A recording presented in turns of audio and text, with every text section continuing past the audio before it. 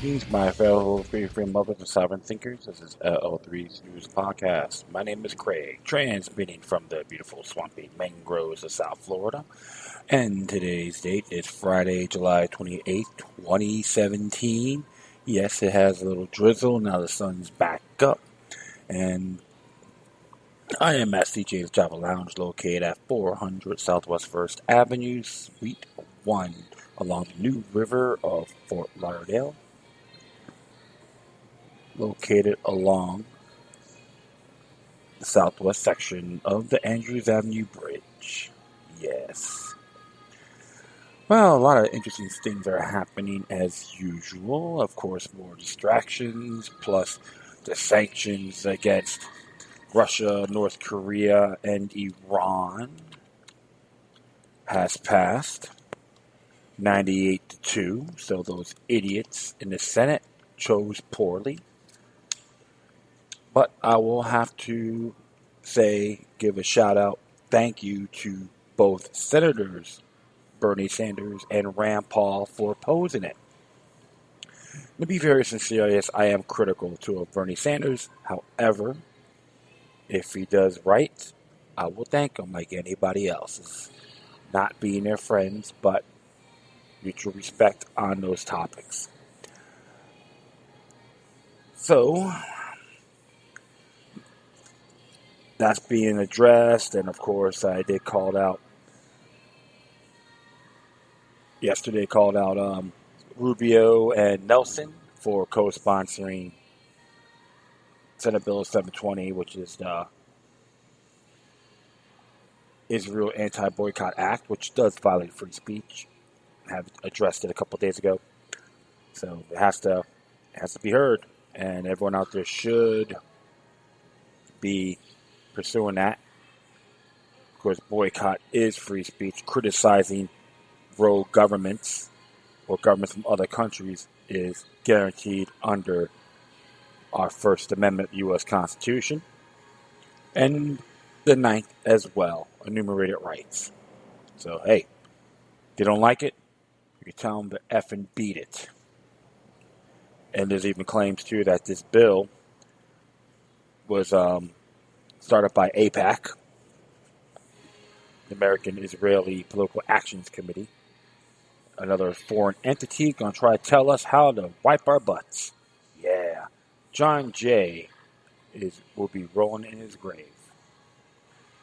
So, without further ado, we're going to be starting off on an interesting topic that's been happening with Debbie Wasserman Schultz and her allegations of what's been going on, being investigated by the FBI, which, of course, the lamestream media don't want to talk about it. All they want to do is address what's happening with Donald Trump, the Russian connection, and all the smoke and mirrors, which they want to bring it to the floor. Right? Oh, absolutely. The Comedy News Network does it again.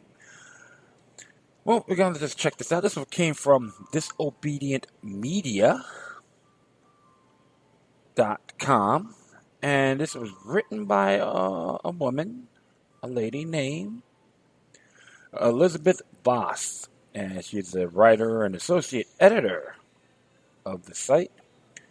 So it's disobedientmedia.com, and it talks about the allegations. Fox Air allegations that Awans aided Schultz with voice-altered phone calls.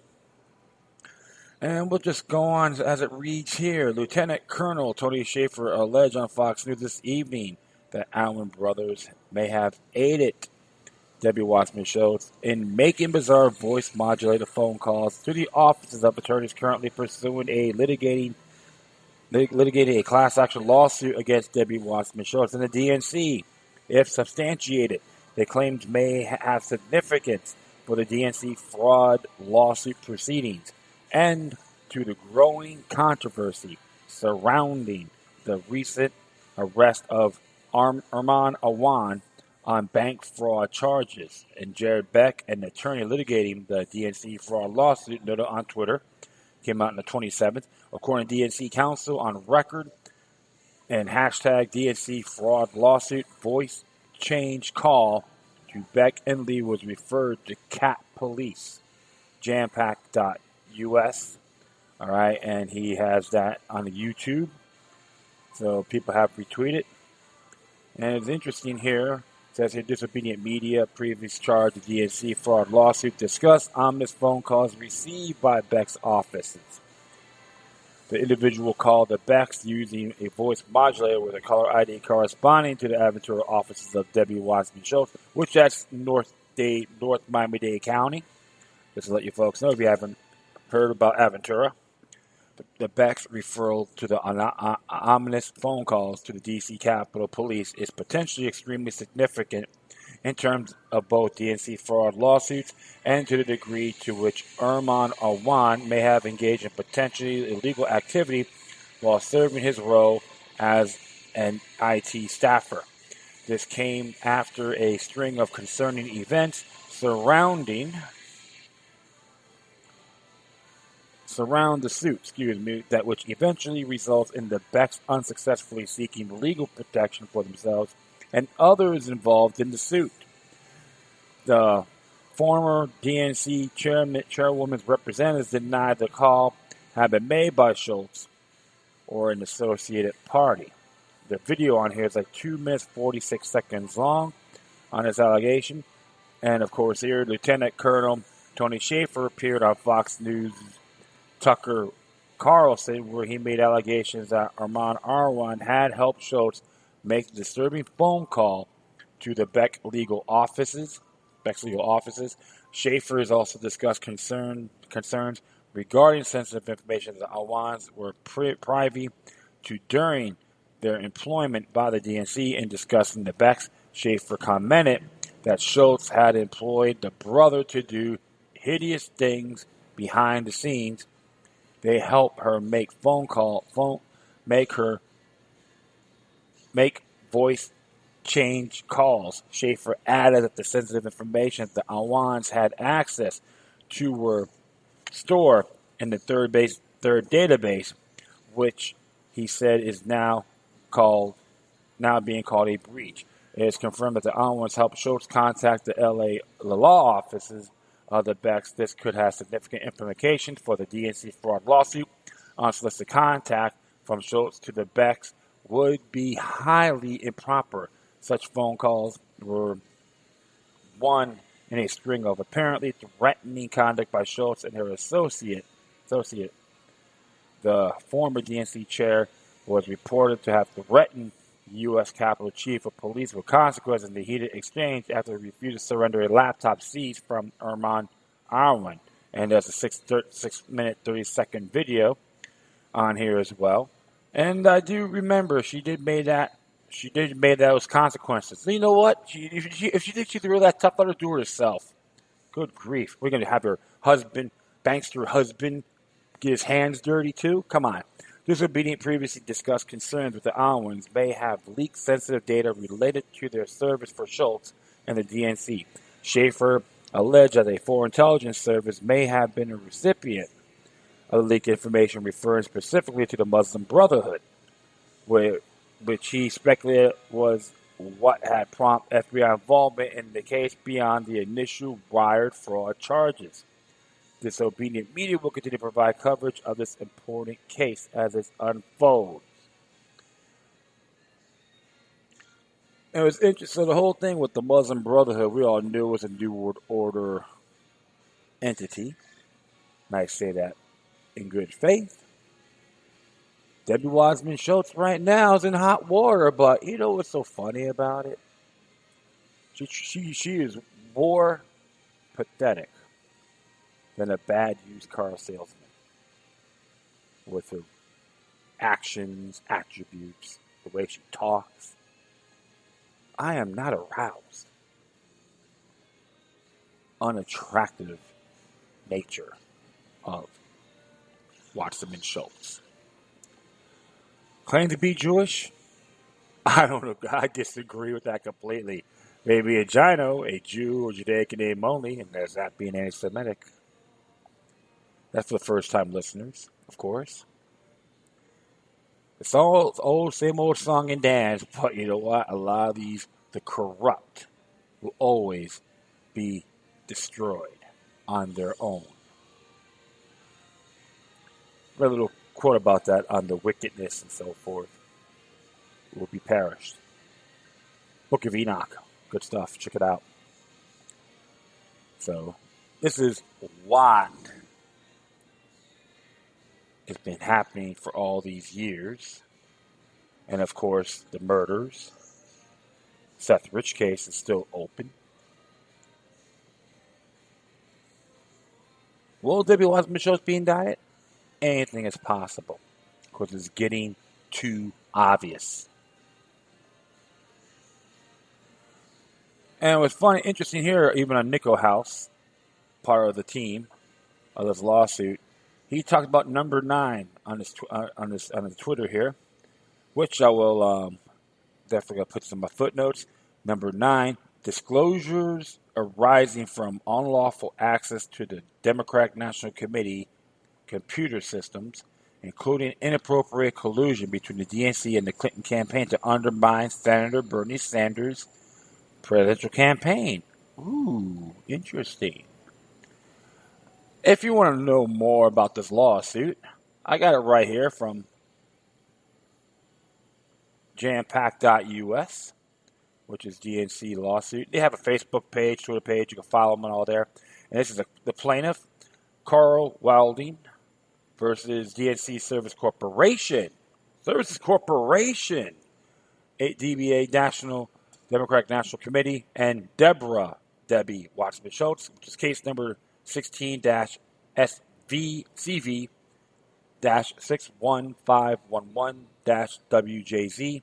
It was filed last year, Broward Courthouse, or the Southern District of Florida, in Broward County, Florida, which is downtown Fort Lauderdale, right off of Broward Boulevard, and near, I think it was Third Avenue? Yeah, Third Avenue. Southeast Third Avenue.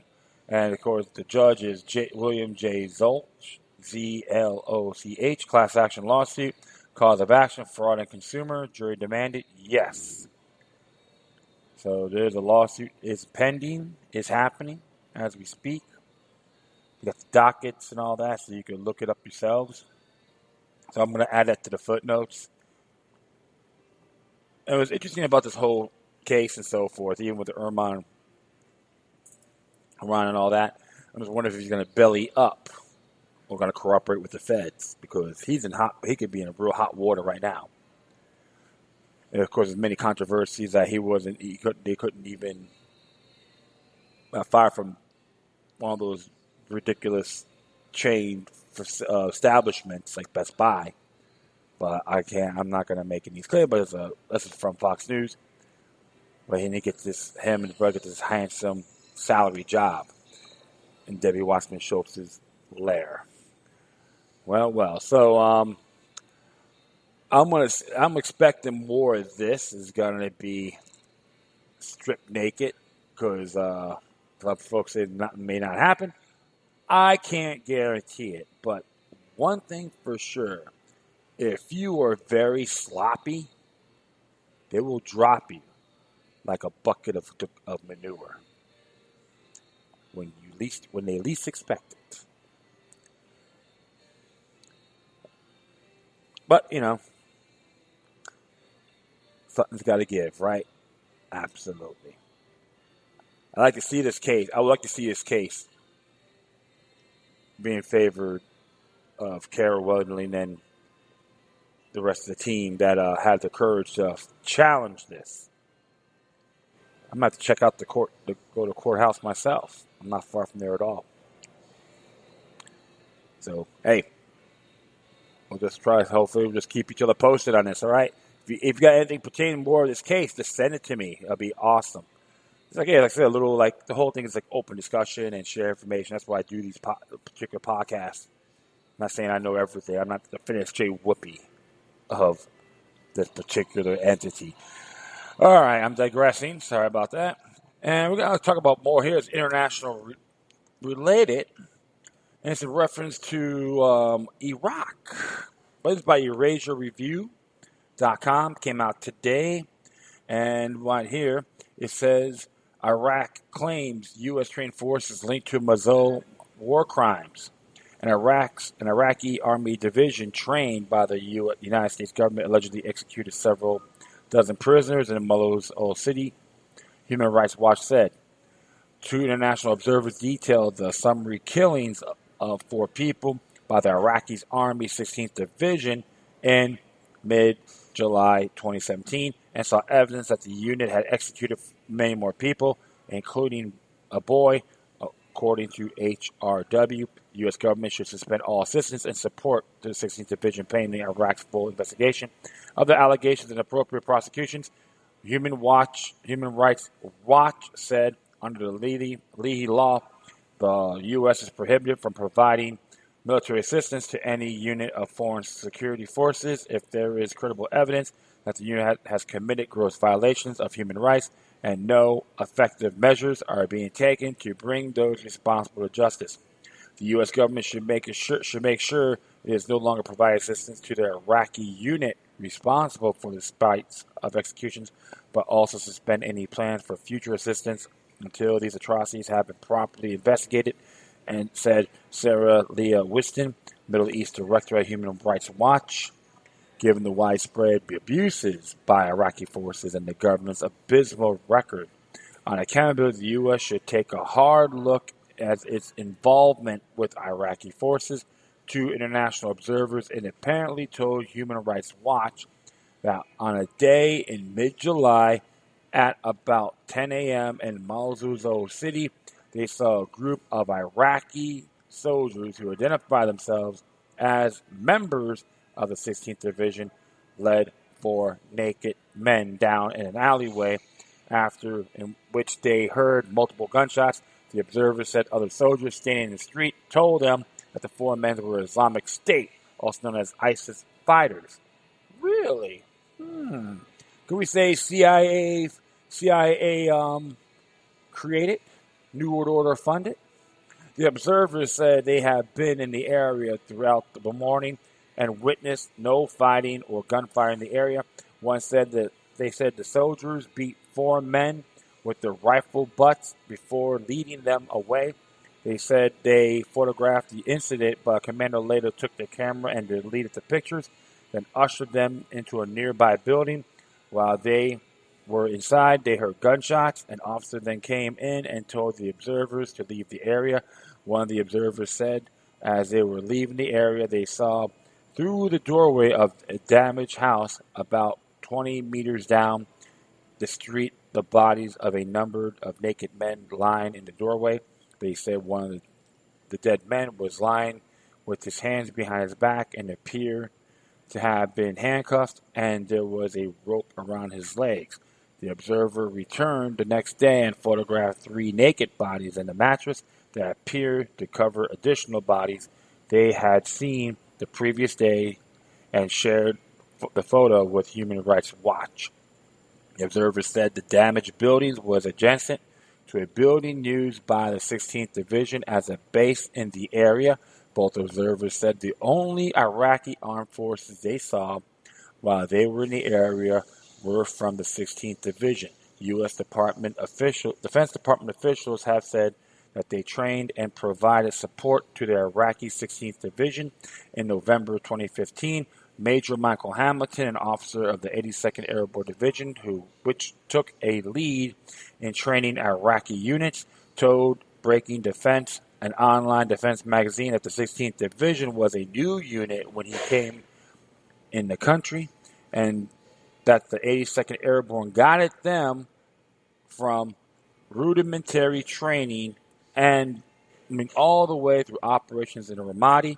He added they were probably the most successful Iraqi army unit participated in that operation. Human Rights Watch was not able to confirm whether U.S. training and support is ongoing. The 16th Division has been implicated in other extrajudicial executions. On the same day they saw the four men being led away, both observers saw a body lying on the rubble near the division's base that appeared to be of a boy about 14. Photos of the body, which Human Rights Watch examined, seem to show a deceased male wearing only underwear with a gunshot wound to his head and his hands bound by a plastic zip tie. A soldier of the 16th Division told one observer that his fellow soldiers had recently executed the boy because he had been an ISIS fighter. The next day, two 16th Division soldiers escorted one observer through an area of rubble along the Tigris River and showed the observer had severed head of what the soldiers said was an American female ISIS sniper whom they had decapitated. It was not clear whether they decapitated her alive or after her death. The soldiers then led the observer to a nearby area and showed the observer at least 25 bodies lying on mounds of rubble and bragged that these were ISIS fighters whom they and their fellow soldiers had executed. The observer shared photos of the severed head and the bodies with Human Rights Watch. One of the observers said they saw several bulldozers in the area running over and burying bodies under rubble. Excuse me.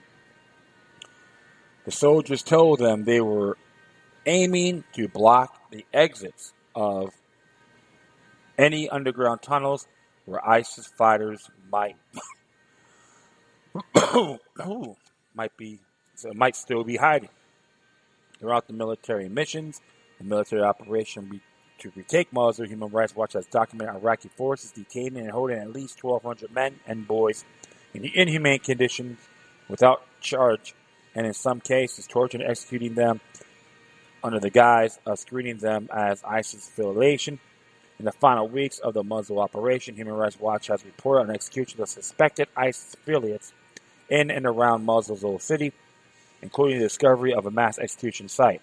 Under the Leahy law, the U.S. government is required to suspend assistance to the 16th Division until the Iraqi government takes these three steps, which are often known as remediation components, impartial and thorough investigations, impartial, thorough prosecutions, or administrative actions as appropriate and proportional sentencing or comparable administrative actions, despite acknowledging that Iraqi forces committed violations of the laws of war during the Mosul operation and promising to punish those responsible.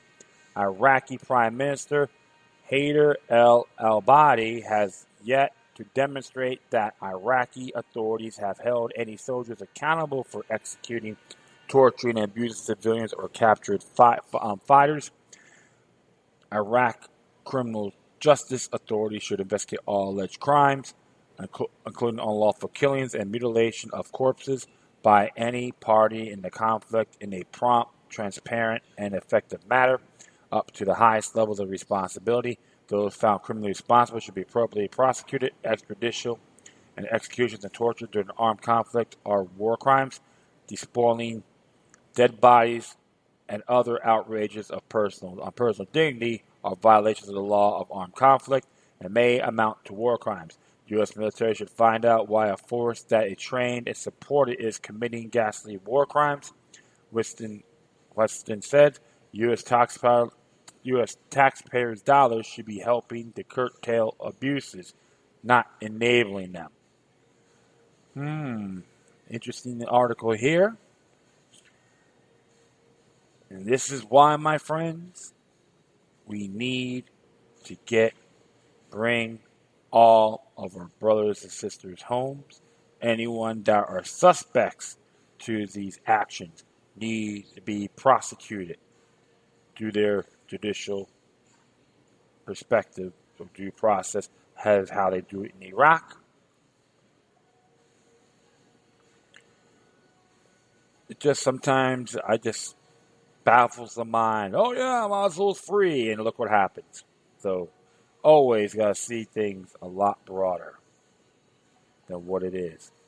This is more of an egregious report, according to the site.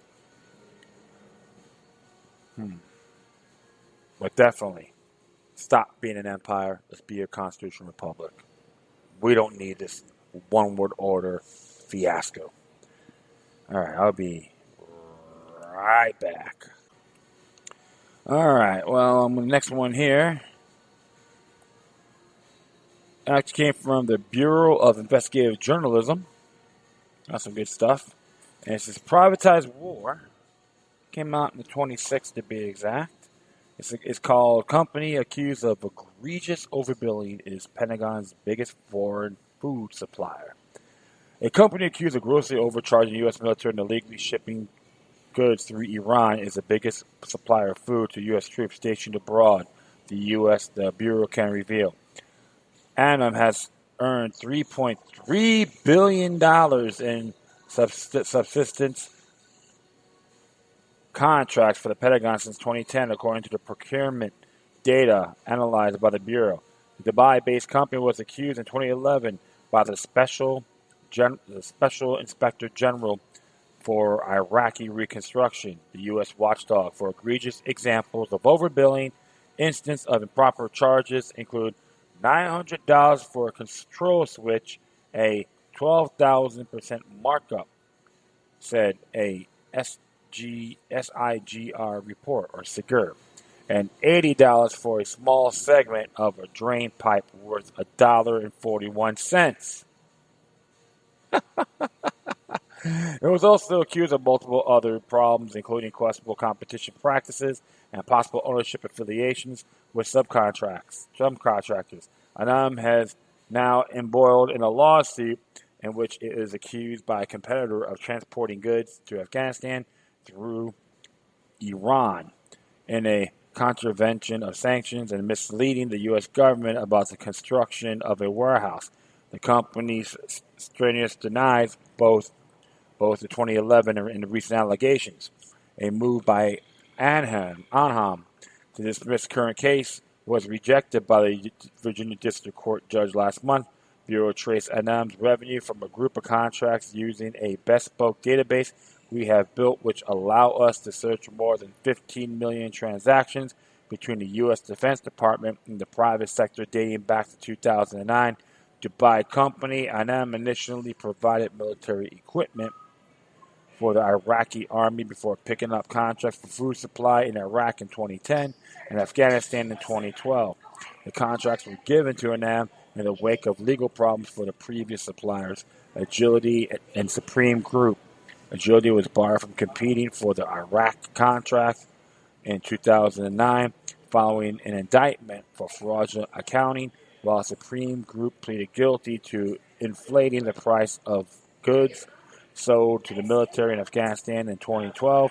Supreme Group is the complainant in the case against Anam, currently being heard in Virginia. Food supply is critical and highly lucrative part of the U.S. military operations in the Middle East. 3 companies, all based in the United Arab Emirates, currently have contracts in the region, with Anam by far the biggest player in the first 3 months of 2017 alone.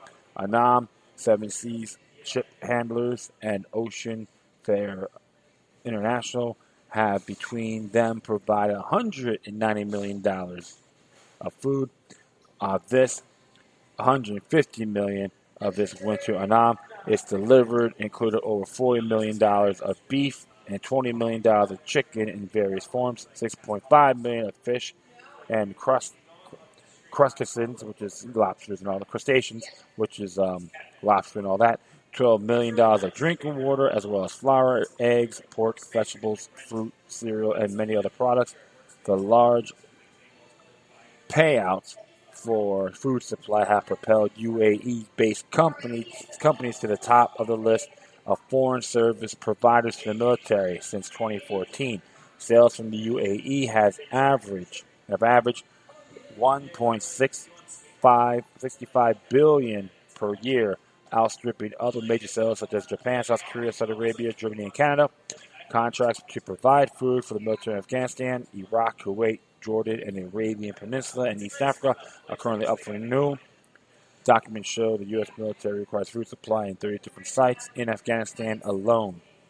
Privatized war. Oh, of course. Hey, man. War's for sale, right? Huh. Remember that. Iraq for sale. Good grief. People just want to take advantage of programs, and this is why I get very turned off in these areas. So, we'll see how this case goes too. It'll be very interesting and on the outcome. But to be very sincere, this is totally unnecessary. All right. Well, I'm gonna do one more here. It's on Geo-Engineering. It came out I think a couple of days ago, or yeah, a day ago. Yeah, a couple of days ago from TeknoAxe. Using TeknoAxe.com, TeknoAxe.news, excuse me. Geo-engineering exposed scientists to dim sunlight in order to cool planet. This is by Asler Doyle. Breaking Mad scientists are intent on restructuring the atmosphere and have already been conducting field grid experiments for several years.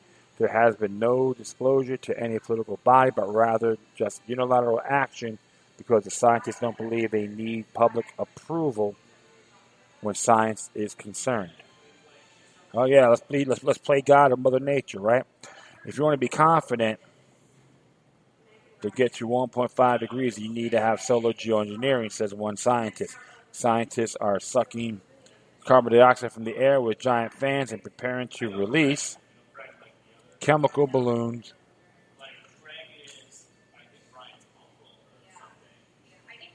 from balloon to dim the sun rays as part of the climate engineering push to cool the planet. Backers say the risky, often expensive projects are urgently needed to find ways of meeting the goals of the Paris climate deal to curb global warming that researchers blame for causing more heat waves, downpours, and rising sea levels. So you want to hear that one more time? Backers say the risky, often expensive projects are urgently needed to find ways of meeting the goals of the Paris climate deal to curb global warming that researchers blame for causing more heat waves, downpours, and rising sea levels. All right, I'm just going to let that sink in, okay? Let that sink in. So, the United Nations says the targets are way off track, will not be met by simply reducing emissions, for example, from factories of cars, particularly after U.S. Donald Trump's decision to pull out of the 2015 pact. They're pushing for other ways to keep temperatures down. In the countryside near Zurich, a Swiss company, Climeworks, began to suck greenhouse gases from thin air in May with giant fans and filters in a $23 million project that caused the world's first commercial carbon dioxide capture plant. Worldwide direct capture air research by a handful of companies such as Climeworks has gained tens of millions of dollars. Excuse me here. It's just like in recent years from sources including governments, Microsoft, founder Bill Gates, and the European Space Agency. If buried underground, vast amounts of green gases extracted from the air would help reduce global temperatures, a radical step beyond cuts in emissions that are the main focus of the Paris Agreement. Wow, so all you climate change and fanatics, you better start paying attention to this, all right? Climeworks reckons it now costs about $600 to extract a ton of carbon dioxide from the air, and the plant's full capacity due by the end of 2017 is only 900 tons a year. That's equivalent to the annual emissions of only 45 Americans. The carbon dioxide, that's what the trees and plants need. So I'm tired of all these idiots that, it's carbon dioxide. Good grief, all you illiterates out there better wake up. A Climeworks sells the gas at a loss to nearby greenhouses as a fertilizer to grow tomatoes and cucumbers. Has a special partnership with car maker Audi, which hopes to use carbon in greener fuels. How about industrialized hemp? Jay Rosebacher, director and founder of Climeworks, said the company has planet-altered ambitions by cutting costs about more than $100 a ton and capturing 1% of global man-made carbon emissions a year by 2025. Since the Paris Agreement, the business substantially changed. He said it was a shift in the investor and shareholder interest away from industrial uses of carbon to curbing climate change. The penalties for factories, power plants, cars who emit carbon dioxide into the atmosphere are low of non-existent. It costs €5, $5.82 a ton in the European Union. And isolating carbon dioxide is complex because the gas makes up just 0.04% of the air, pure carbon dioxide delivered by trucks for use in greenhouses to make drinks, fizzies, cost up to about $300 a ton in Switzerland. Other companies involved in the direct air capture include Carbon Engineering in Canada, Global Thermostat in the United States, and Skytree in the Netherlands, a spin-off of the European Space Agency, originally set up to find ways to filter out carbon dioxide breathed out by astronauts and spacecrafts. And it's supposed to be, let's see how full the story is. It looks like it came from, news.trust.org. And that looks, right here.